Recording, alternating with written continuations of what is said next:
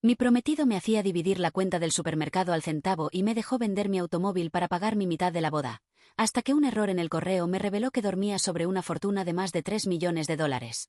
Mi nombre es Elena y tengo 29 años.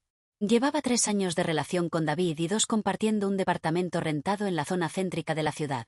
Faltaban exactamente 4 meses para nuestra boda, un evento para el que yo había empeñado hasta el último centavo de mis ahorros de toda la vida. Si alguien me hubiera pedido describir a David antes de descubrir la verdad, habría dicho que era el hombre más metódico, estructurado y disciplinado que había conocido. Tenía 32 años, trabajaba como consultor financiero para firmas corporativas y llevaba su vida personal como si fuera una empresa en constante proceso de fiscalización. En nuestro departamento, la convivencia no se regía por la espontaneidad, sino por una hoja de cálculo de Excel que David actualizaba religiosamente cada domingo a las 8 de la noche. Teníamos una cuenta bancaria compartida únicamente para cubrir la renta y los servicios básicos, pero el resto de los gastos diarios se desglosaban con una precisión quirúrgica. Si salíamos a cenar a un restaurante modesto y la cuenta final era de $54,40, David sacaba la calculadora de su teléfono antes de dejar la propina. Si yo había pedido una bebida más costosa o un postre que él no probó, restaba el valor exacto de mi saldo individual e introducía la cifra ajustada en su planilla. En la compra del supermercado, el procedimiento era aún más minucioso. Desglosaba los artículos de higiene personal femenina, las marcas de café que solo consumía yo o cualquier antojo ocasional, exigiendo que yo le transfiriera la diferencia exacta antes de que terminara la noche. Durante mucho tiempo, me convencí a mí misma de que esa rigidez no era avaricia, sino una simple virtud profesional llevada al ámbito doméstico.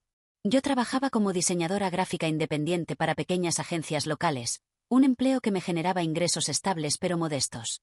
Para mí, mantener el ritmo de gastos de un departamento de 2 recámaras y dividir todo exactamente al 50% representaba un esfuerzo titánico. Reduje mis salidas con amigas, dejé de comprar ropa nueva y cancelé mis suscripciones de entretenimiento para asegurarme de no quedarle a deber un solo dólar a final de mes. La verdadera tensión comenzó cuando iniciamos las cotizaciones para la boda.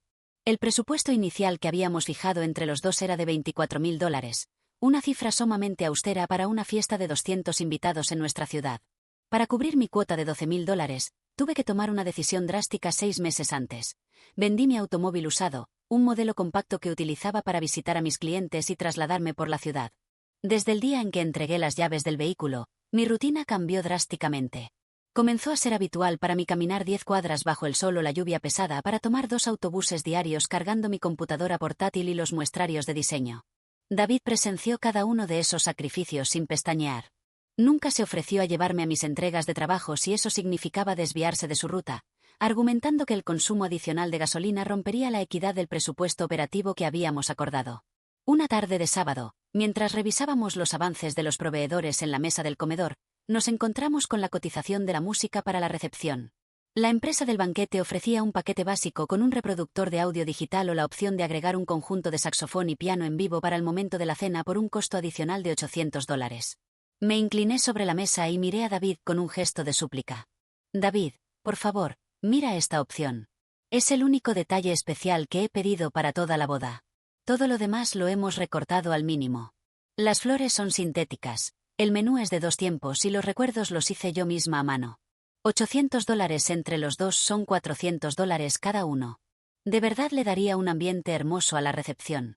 David ni siquiera miró la fotografía del grupo musical. Cerró la carpeta de cotizaciones con un chasquido seco, se acomodó los anteojos de armazón negro y me miró fijamente con la mirada gélida que utilizaba en sus reuniones de negocios. Elena, ya establecimos un techo financiero y no me voy a mover de ahí. Si agregamos esos $800, tu cuota mensual subiría $400 más. Tú misma me dijiste la semana pasada que tuviste que pedir un avance de facturación para pagar la segunda mitad del fotógrafo porque ya no tenías saldo en tu tarjeta de crédito. No podemos permitirnos lujos irresponsables. Estoy usando el autobús todos los días, David, le dije sintiendo que la garganta se me cerraba por la frustración acumulada de meses. Vendí mi auto para pagar esta boda. Camino kilómetros todos los días para no fallarte con un solo centavo de mi parte. ¿De verdad me vas a negar $800 cuando tú sabes el esfuerzo que estoy haciendo? ¿No puedes ayudarme a cubrir esa diferencia? La regla es 50 por 50, respondió sin cambiar el tono de voz, con una calma que me pareció aterradora. Si no tienes los $400 para pagar tu mitad del grupo de música, entonces no hay música en vivo. Yo no voy a financiar caprichos individuales con mi patrimonio personal. Hay que cuidar cada centavo porque la economía global está inestable y el futuro es incierto. Tragué saliva y bajé la cabeza.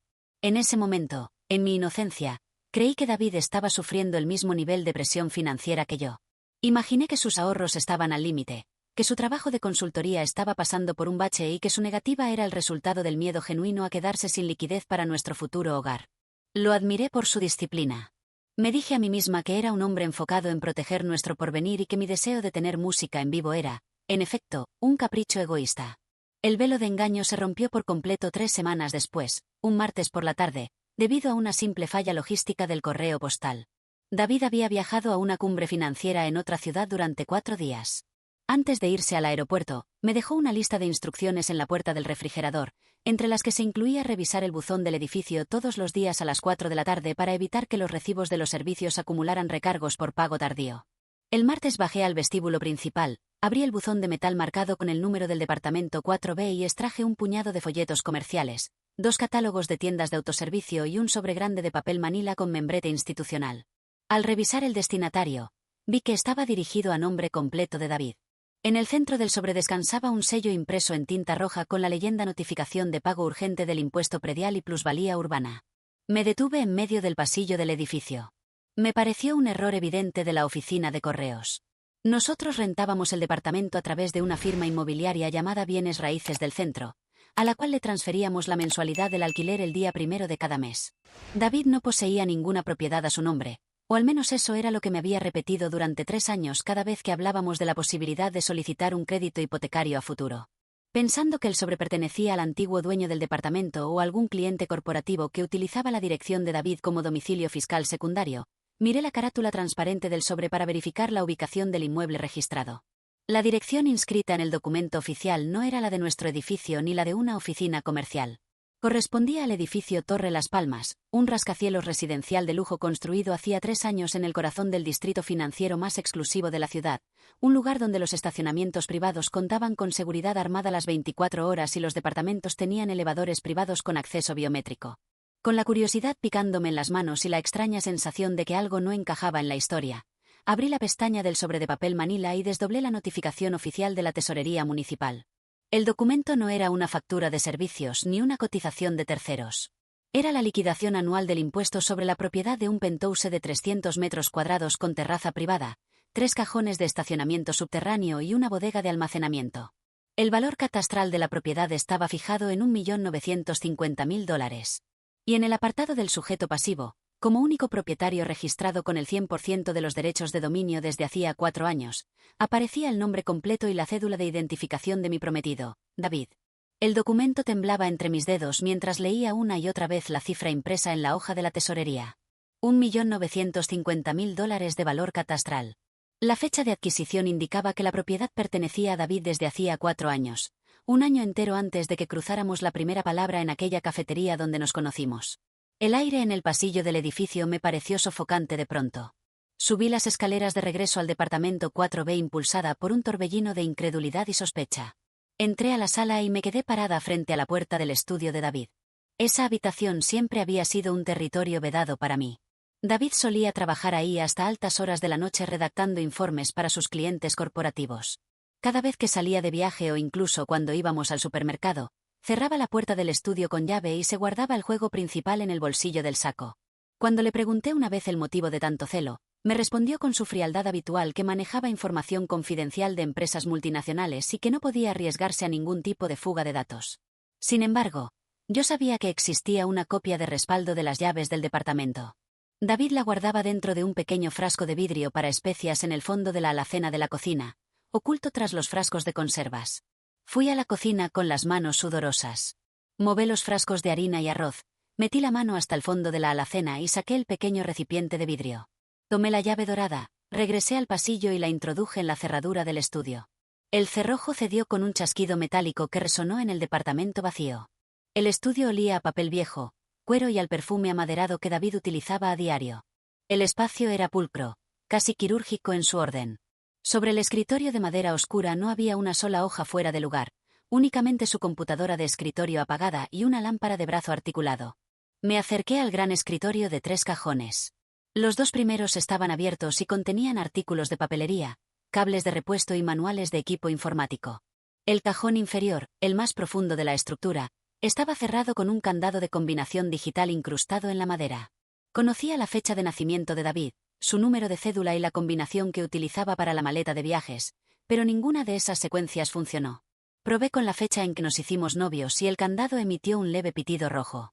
Finalmente, por mera intuición, introduje la fecha en que David se graduó con honores de la maestría en finanzas. La secuencia de 6 dígitos desenganchó el perno interno con un chasquido seco. Tiré del cajón pesado. En su interior no había archivos de clientes ni borradores de contratos corporativos. Encontré 3 carpetas gruesas de cuero negro con broche de presión metálico, perfectamente ordenadas de forma cronológica. Tomé la primera carpeta y la abrí sobre el escritorio.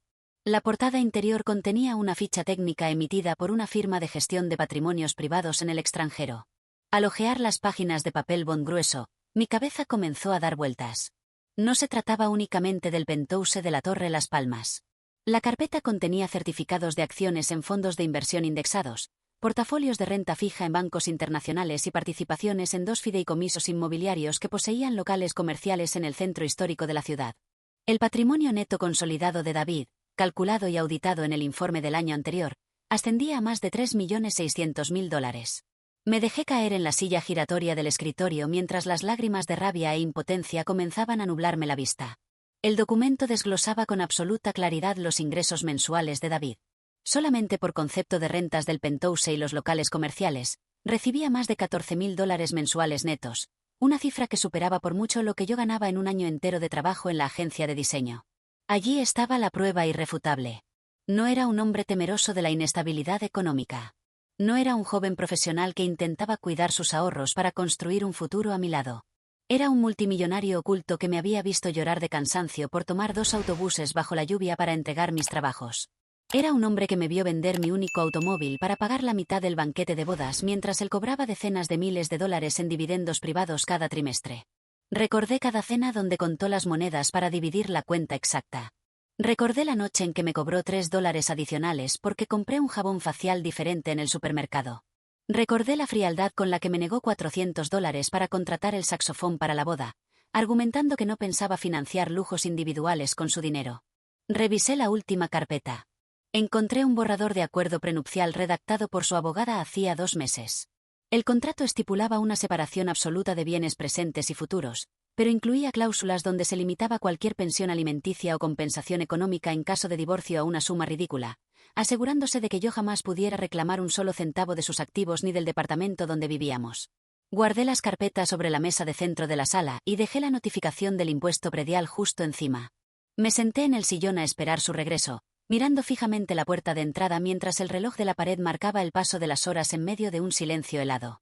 La puerta del departamento se abrió a las 8 de la noche del jueves. El sonido del equipaje sobre el piso de madera anunció la llegada de David. Venía vestido con su impecable traje gris de 3 piezas, aflojándose el nudo de la corbata con la mano izquierda mientras avanzaba hacia el recibidor. «Hola, Elena», dijo al cruzar el umbral, dejando el maletín sobre la consola de la entrada sin mirarme directamente. El vuelo se retrasó 1 hora por el clima, pero logré avanzar el informe del tercer trimestre en la sala de espera. Por cierto, revisé la cuenta bancaria compartida desde el teléfono antes de despegar y vi que el pago del servicio de Internet ya se procesó. Te encargo que me transfieras tu mitad de $12.50 antes de que termine la semana para no descuadrar el balance. Se detuvo en seco al entrar a la sala.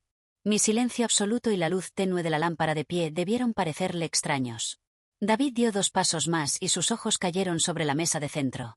Allí, alineadas con una precisión casi burlesca, descansaban las 3 carpetas de cuero negro, el borrador del acuerdo prenupcial redactado por su abogada y, justo encima de todo, la notificación oficial del impuesto predial del penthouse en la Torre Las Palmas con el sello rojo de la alcaldía. Su rostro no mostró sorpresa, vergüenza ni pánico. La expresión de su cara se transformó instantáneamente en la misma máscara rígida y calculadora que ponía cuando negociaba contratos con clientes corporativos. David caminó hacia la mesa, tomó la notificación de la alcaldía con 2 dedos y la revisó rápidamente antes de guardarla dentro del bolsillo interno de su saco. «¿Por qué abriste la correspondencia que no estaba a tu nombre, Elena?», preguntó con una voz plana, completamente desprovista de emoción, como si el único delito cometido en esa sala fuera una falta menor a la etiqueta postal. $1.950.000 de valor catastral, David, respondí. La voz me salió rasgada por la mezcla de rabia y llanto contenido. $3.600.000 en fondos internacionales. $14.000 mensuales de rentas puras mientras me desglosabas $3 por un jabón en la nota del supermercado. David se acomodó los anteojos con el dedo índice y se cruzó de brazos, manteniéndose de pie frente a mí con una postura dominante. Ese patrimonio lo heredé de la venta de los activos inmobiliarios de mi familia y lo he administrado yo solo durante una década, respondió sin pestañear. Es mi dinero, construido y protegido antes de que tú aparecieras en mi vida. El hecho de que yo posea activos financieros no te da ningún derecho sobre ellos ni significa que yo deba financiar tu estilo de vida. ¿Mi estilo de vida? Me puse de pie de un salto, sintiendo que la sangre me hervía en las sienes. Vendí mi automóvil, David. Vendí mi único medio de transporte para poder pagar mi mitad de la boda a la que tú querías invitar a 200 socios de tu firma. Camino todos los días bajo el sol y la lluvia cargando mi equipo de trabajo en autobuses públicos mientras tú cobras miles de dólares al mes en rentas secretas. Me viste llorar de cansancio en esa cocina y no fuiste capaz de ayudarme con $800 para la música del evento. Eso se llama disciplina, Elena, interrumpió elevando levemente el tono pero manteniendo una frialdad glacial. Si yo hubiera empezado a pagar tus gastos desde el primer día, si te hubiera comprado un auto o pagado la boda completa, habría distorsionado la relación. La única forma de garantizar que una mujer esté conmigo por quien soy como hombre y no por el saldo de mi cuenta bancaria es exigiendo una relación de pares absolutos, 50 por 50. Si te pagara las cosas, perderías el valor del esfuerzo personal y te convertirías en una mantenida. Me quedé mirándolo a los ojos, sintiendo un escalofrío helado recorriéndome la espalda. En su mente distorsionada por el control y la paranoia financiera, su comportamiento no era una crueldad ni una manipulación. Para él, hacerme sufrir y apretarme el cuello económicamente era un experimento social para probar mi lealtad. Me hiciste contar monedas durante 3 años, le dije acercándome a él, mirándolo directamente a la cara. Te vi apretar los dientes cuando compramos pan dulce para el desayuno. Me dejaste sin transporte y me exigiste una boda de $24.000 que no podía pagar sin deshacerme de mis pertenencias. Esto no es austeridad ni protección patrimonial, David. Esto es un abuso de poder, una psicopatía de control y una falta monstruosa de empatía. No seas dramática, respondió suspirando con fastidio mientras abría una de las carpetas negras para revisar si faltaba algún papel. Íbamos a firmar bienes separados de todos modos. Mi dinero está en fideicomisos privados y no está sujeto a negociación.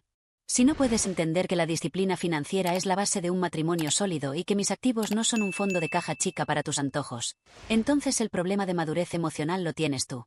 Tomé mi bolso de la silla. No había nada más que discutir. El hombre del que me había enamorado no existía. Solo había un contador frío que veía el amor como un balance contable donde él siempre debía llevar la ventaja operativa. Caminé hacia la recámara principal, saqué 2 maletas grandes del armario y comencé a guardar mi ropa a tirones, sin importar el orden, mientras David se quedaba parado en el pasillo observando el proceso en silencio con los brazos cruzados. Guardar 3 años de vida en 2 maletas toma menos tiempo del que uno imagina cuando la decepción actúa como anestesia. En menos de 40 minutos metí mi ropa, mis documentos personales, mis herramientas de diseño y los pocos recuerdos que me pertenecían. David no movió un solo dedo para ayudarme ni intentó quitarme las maletas de la mano. Permaneció apoyado contra el marco de la puerta del pasillo, observando cada uno de mis movimientos como un auditor que supervisa la liquidación de un inventario defectuoso. Al pasar por la sala, me detuve frente a la mesa de centro. Tomé mi juego de llaves del departamento, el chip de acceso al estacionamiento subterráneo y la tarjeta de la cuenta bancaria compartida. Los dejé caer sobre la superficie de vidrio con un chasquido metálico que rompió el silencio de la habitación. Si necesitas que hagamos el desglose final de los recibos de este mes para ver si te debo $3 por el consumo de agua de esta semana, me lo mandas por correo electrónico, le dije mirándolo a los ojos por última vez. Pero no te molestes en buscarme para nada más. Elena, estás tomando una decisión visceral de la que te vas a arrepentir cuando se te pase el coraje, respondió David con su voz monótona, sin un solo rasgo de alteración en el rostro. Si cruzas esa puerta en este momento, estás cancelando la boda por un berrinche infantil. No voy a ir a buscarte ni voy a renegociar las reglas del acuerdo prenupcial. No te preocupes, le respondí mientras abría la puerta principal. La boda ya está cancelada desde el momento en que me di cuenta de con quién compartía la cama. Cargar 2 maletas pesadas por las escaleras y salir a la calle a medianoche para buscar un taxi bajo la lluvia fue el último sacrificio físico de esa etapa de mi vida, pero esta vez lo hice con una sensación de alivio indescriptible. Me refugié en el departamento de mi mejor amiga durante las primeras 2 semanas mientras reorganizaba mi trabajo y buscaba un estudio pequeño para rentar. Al día siguiente de mi salida, hablé personalmente con el banquetero, el fotógrafo y los proveedores del evento. Cancelé todos los servicios de la boda. Como los contratos estaban firmados a nombre de los dos, las penalizaciones por cancelación anticipada se cobraron del depósito de garantía que habíamos aportado. David intentó llamarme 3 veces ese fin de semana para reclamarme por la pérdida del anticipo, argumentando que yo debía reembolsarle su mitad del depósito cancelado, pero bloqueé su número de inmediato. La verdad no tardó en salir a la luz entre nuestras familias. La madre de David me buscó destrozada por la cancelación de la boda, exigiendo una explicación. Le conté todo sin omitir un solo detalle: la hoja de cálculo dominical, la venta de mi automóvil, la negativa de los $800 para la música, el penthouse de casi $2 millones y el patrimonio oculto de más de 3 millones. La reacción de su propia madre fue de absoluta vergüenza. Me confesó que David siempre había tenido una obsesión enfermiza con el dinero y el control desde que su abuelo le dejó la herencia en vida, pero jamás imaginó que llevaría esa avaricia hasta el extremo de humillar y despojar a su propia prometida. Han pasado 14 meses desde la noche en que dejé ese departamento. El proceso de reconstruir mi vida no fue fácil, pero fue profundamente sanador. Con el dinero que ahorré al no tener que pagar la mitad de una boda millonaria ni sostener el ritmo de vida de un departamento céntrico, logré dar el enganche para comprarme un automóvil compacto usado pero en excelentes condiciones. Volví a tener mi propio espacio, un departamento modesto de una recámara con grandes ventanas por donde entra el sol por la mañana, decorado con muebles sencillos que compré con mi propio esfuerzo. Trabajo con más clientes, mis ingresos como diseñadora han crecido y, sobre todo, recuperé la libertad de comprarme un café o un libro sin sentir la paranoia de ser auditada por una hoja de cálculo al final del día. Hace 3 meses, David intentó contactarme a través de un correo electrónico formal enviado a mi cuenta de trabajo. En el mensaje me decía que había reflexionado sobre los acontecimientos del año pasado, que reconocía que debió ser más comunicativo sobre sus activos y que estaba dispuesto a perdonar mi salida intempestiva si aceptaba reunirnos a cenar para evaluar la posibilidad de retomar la relación bajo un esquema de convivencia actualizado. Leí el correo 2 veces. Me sonreí frente a la pantalla de la computadora y presioné el botón de eliminar sin responder una sola palabra. Aprendí a la mala que la avaricia no siempre viste de trapos viejos ni se oculta en la pobreza. A veces se viste con trajes a la medida, habla con términos financieros sofisticados y se esconde detrás de la falsa bandera de la disciplina y la equidad. La verdadera riqueza de una pareja no se mide en el saldo de una cuenta bancaria ni en las propiedades registradas en un fideicomiso, sino en la generosidad de corazón, la transparencia absoluta y la capacidad de construir una vida juntos sin ponerle precio a la dignidad del otro.